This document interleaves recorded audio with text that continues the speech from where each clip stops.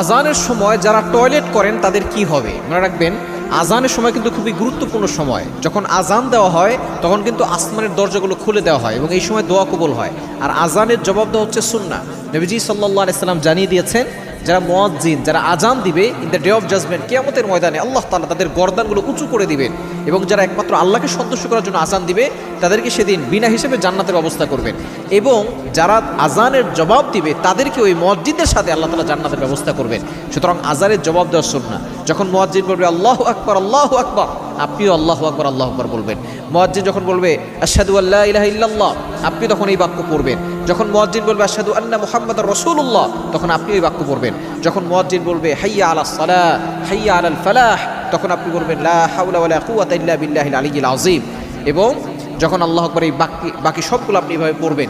এভাবে যদি আপনি আজানের জবাব দিতে পারেন তাহলে কিন্তু আল্লাহ তাআলা মুয়াজ্জিনদের সাথে আপনার জান্নাতের ব্যবস্থা করবেন। এখন যদি কেউ আজানের সময় টয়লেটে থাকে তখন কি করবে? তখন সে জবাব দিতে পারবে কিনা? ঘটনাক্রমে আপনি আজানের সময় টয়লেটে প্রবেশ করলেন এবং এই সময় আপনি টয়লেটরত অবস্থায় আছেন, এমন সময় যদি আজান দেয় এবং আজানের শব্দ আপনি শুনেন তাহলে অটোমেটিক অনেকে দেখা যাচ্ছে জিকির বের হয়ে যায়। তবে মনে রাখতে হবে, টয়লেটে বসে জিকির করা জায়েজ নাই। আল্লাহর নাম উচ্চারণ করা, নবীজি সাল্লাল্লাহু আলাইহি সাল্লামের নাম উচ্চারণ করা, এগুলো কিন্তু জায়েজ নাই, কেননা এই নামের অপমান হয়।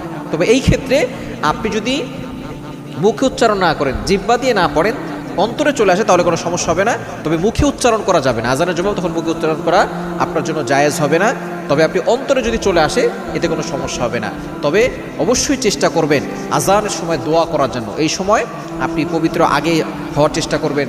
যদি আপনার আজানের সময় চলে আসে আপনি সে সময় খেয়াল রেখে আগে উজু করে আপনি আজানের সময় আজানের জবাব দিবেন, মাঝখানে দোয়া করবেন, আপনার সকল দোয়াগুলো আল্লাহ তাআলা কবুল করে নেবেন।